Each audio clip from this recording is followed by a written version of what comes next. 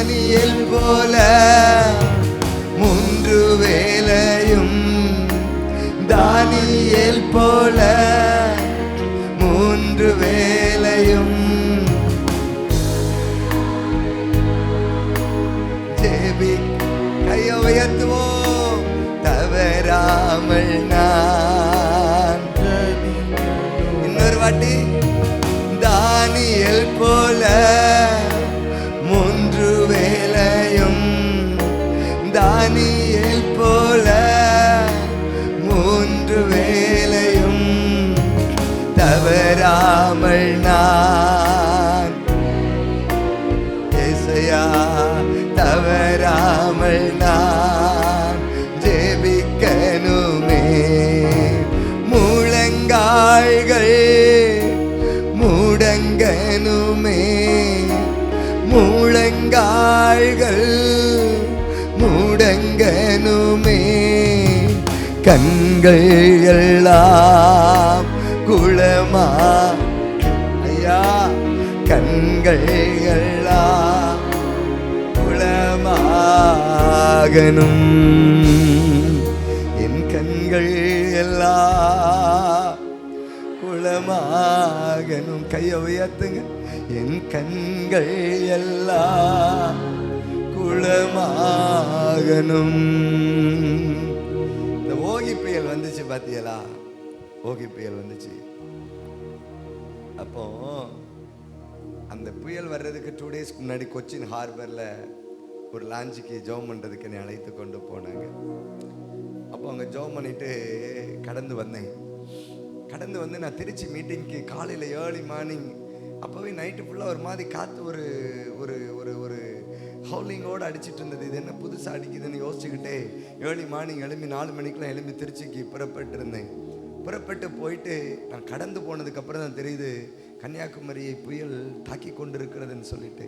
அப்போ கொச்சின்லாம் நிறைய மீனவர்கள் கடலுக்குள்ளே புறப்பட்டு போனாங்க. எனக்கு ஒரு பெரிய ஆதங்கம், கண்ணீர் வந்துச்சு. ஆண்டவரே, ஒரு வார்த்தை நீங்கள் இப்படி ஒரு ஆபத்து வருதுன்னு சொல்லியிருந்தீங்கன்னா அந்த போட்டில் நின்று சத்தம் போட்டு சொல்லி எத்தனையோ பேரை பாதுகாத்திருப்பேன் ஆண்டவரே, எத்தனையோ பேருக்கு அரைக்குவல் கொடுத்துருப்பேன் ஆண்டவரே.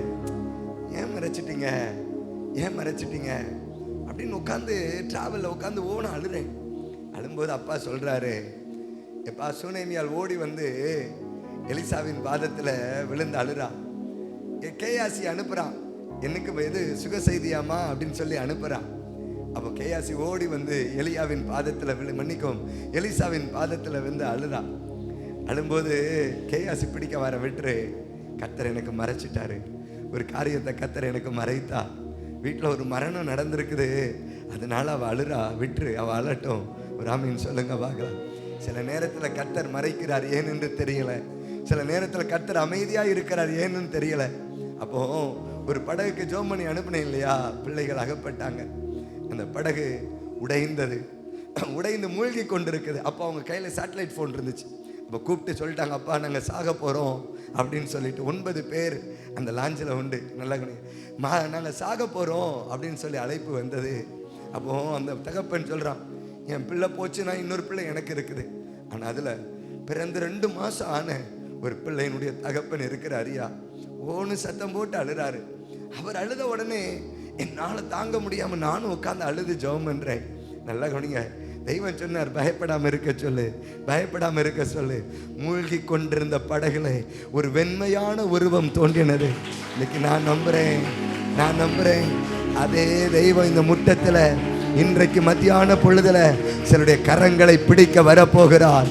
மூழ்கி கொண்டிருந்த பேதுருடைய கரத்தை மாத்திரம் அல்ல, இதே பகுதியில் மீனவனாய் இருந்த ஒரு சகோதரனுடைய கரங்களை கர்த்தர் பிடிக்க முடியுமே. ஆனால் இந்த பகல் காலத்தில் ஆராதிக்கிற பொழுது சில தேவ பிள்ளைகளுடைய கரங்களை கர்த்தர் பிடிக்க வல்லமையுள்ளவராய் இருக்கிறார்.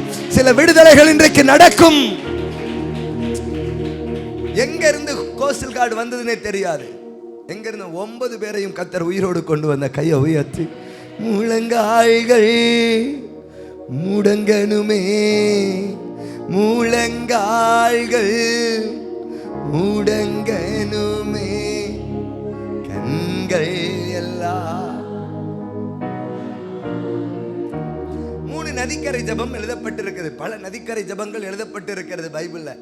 அதுல 3 நதிக்கரை ஜெபம். நல்லா கவனிங்க. யாப்போக்கி நதிக்கரையில யாக்கோபு ஜெபம் பண்ணுவான்.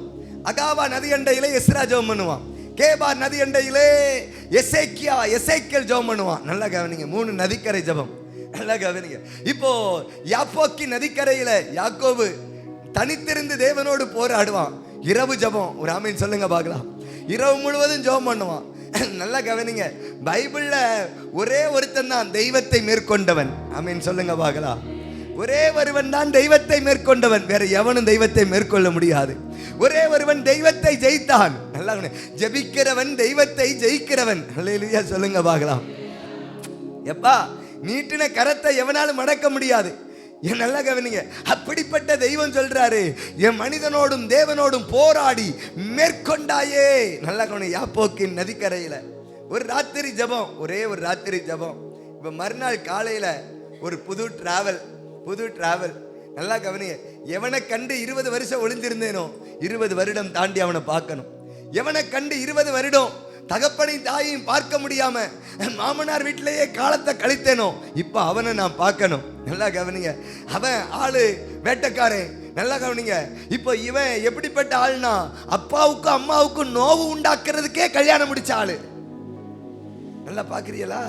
ரொம்ப டீப்பா பாக்குறீங்களே? நல்லா இருக்கிறீங்களான்னு கேட்டேன். அப்பாவுக்கும் அம்மாவுக்கும் பிரச்சனை உண்டாக்க கல்யாணம் முடிச்சாலும் அவன் மட்டும்தான். சரிதானா?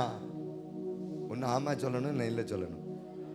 சரிதானா? இப்படி என்ன வான்னு பார்த்துட்டே இருக்கக்கூடாது. சரிதானா? அப்பாவுக்கும் அம்மாவுக்கும் பிரச்சனையை உண்டாக்குறதுக்கு கல்யாணம் முடிச்ச ஆளு மனைவி எதுக்கு கூட்டிட்டு வந்திருக்கிறான்? அவங்களை போட்டு படாத பாடுபடுத்தணும். மருமகா மாமியாரை படாத பாடுபடுத்தணும். நாங்களும் அப்படிதான் படுத்திக்கிட்டு இருக்கிறோம் பாஸ்டர். சரிதானா? சரி இருக்கட்டும். இப்ப ஊர் வம்பெல்லாம் நம்ம பேச வேண்டாம். இப்ப அதுக்குன்னு வந்த ஆளு, அப்படிப்பட்ட ஆளு, இப்ப இவனை கொல்லணும்னு நினைச்சிருந்த ஆளு நாளைக்கு காலையில அவனை பார்க்கணும். ஆனா யாப்போக்கி நதிக்கரையில ஒரு இரவுல ஒரு தொடுதல் கிடைத்தது. இந்த பகல் வேளையில நான் சொல்றேன், இந்த 7 மணி நேரமா 6 மணி நேரமா 6 மணிக்கே இப்படி உட்காந்துட்டேன்னா 12 மணிக்கெல்லாம் தாங்குவீங்களான்னு தெரியலையே. கர்த்தர் இந்த 6 மணி ஜெபத்துல கர்த்தர் சில தேவ பிள்ளைகளை தொட விரும்புகிறார். யாக்கோபுக்கு ஒரு தொடுதல் யாப்போக்கி நதிக்கரையில் கிடைத்தது. இன்றைக்கு உங்களுக்கு ஒரு தொடுதல் இந்த முற்றத்தில் கிடைக்க போகிறது. நம்புறீங்களா? ஒரு தொடுதல் கிடைக்க போகிறது. கர்த்தர் உங்களை தொடுவதற்கு இறங்கி வர போகிறார். அப்போ தெய்வம் ஒரே ஒரு தொடுதல். மறுநாள் யாக்கோபு நினைக்கிறான், 2 பரிவாரங்களை பிரிச்சிருவோம்பா. இந்த ஏசா ஒருத்தனை கொண்டாலும் ஒருத்த மீதி இருக்கட்டும், ஒரு பரிவாரத்தை கொண்டு போனால் இன்னொரு பரிவாரம் மீதி இருக்கட்டும். ஏசா ஒருவேளை விழுவான், ஒருவேளை கொள்ளுவான் நினைச்சிட்டு யாக்கோபு பிரயாணத்தை துவங்குகிறான். அவனுக்கு தெரியாது நேற்று நடந்த ஜெபம் இந்த பகல் காலத்தில் பெரிய மாற்றத்தை உண்டாக்க போகிறது என்று. அவனுக்கு தெரியாது யாப்போக்கி நதிக்கரையிலே நான் போராடின போராட்டம் ஏசாவின் இடத்தில் கிரியை செய்ய போகிறது என்று நான் நம்புறேன். இந்த ஜெபம் சில ஏசாக்களை தேவனண்டையில கொண்டு வர போகிறது. இந்த ஜெபம் இந்த பட்டணத்தை உங்கள் பக்கத்தில் அழைத்து கொண்டு வர போகிறது. மாறாதவன் மாற போறான். மாறாதவனை மாற்றுகிற வல்லமை யாப்போக்கின் ஜெபக்கரையிலே, யாப்போக்கின் நதிக்கரைக்கு உண்டு. ஏசா மாறுவான்னு அவனுக்கு தெரியாது. பக்கத்துல ஏசா மாறுவான்னு அவனுக்கு தெரியாது. பார்க்க மாட்டீங்களா? பக்கத்துல ஏசானா தெரியுமா உங்களுக்கு? ஏசாவை தெரியுமா? யாக்கோபு உங்க ஊருக்காரரா? இல்ல அக்கத்தான. இப்ப ஏசா மாறுவானா? வேட்டைக்காரன் மாறுவானா? அவன் காட்டுவாசி மாறுவானா அப்படின்னு அவனுக்கு தெரியாது. ஆனா தெய்வம், நீ யாப்போக்கி நதிக்கரையில் அமர்ந்திருந்தால் எவனையும் மாற்ற கர்த்தர் வல்லமையுள்ளவராயிருக்கிறார். ஜெப ஆவி ஊற்றுமையா, ஜெபிக்கணுமே. கைத்தட்டி ஜெப ஆவி ஜெபிக்கணும். முழங்கால்கள் அன்பு கூறுவேன் வீட்டிருக்காமா? அந்த வீட்டு இல்லையோ?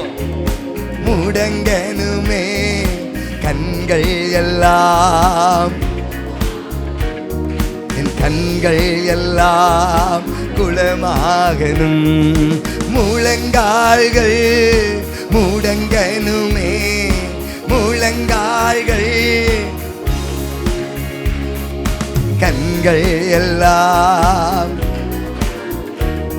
என் கண்கள் எல்லாம் குளமாகணும், ஜெப ஆவி ஊற்றும் ஐயா,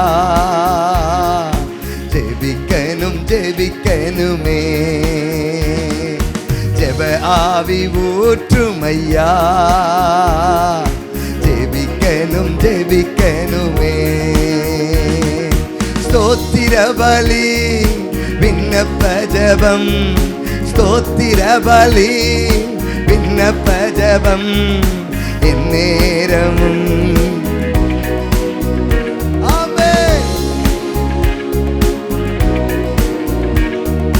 முழங்கால்கள் முடங்கனும். கைத்தட்டி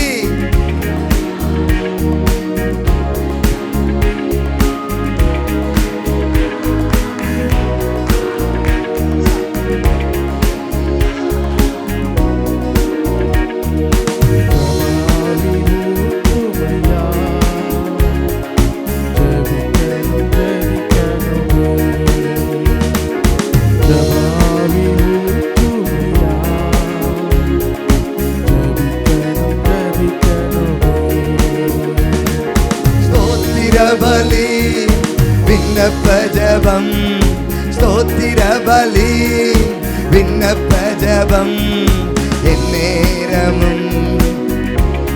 கைகளை தட்டி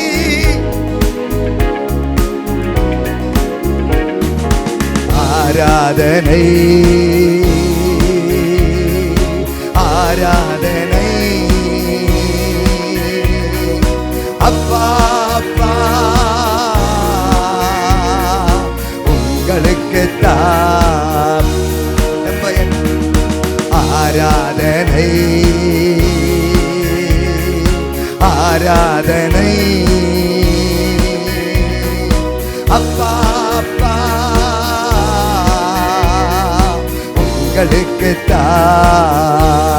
உங்களுக்குத்தான் ஜெப ஆவி ஊற்றும் ஐயா,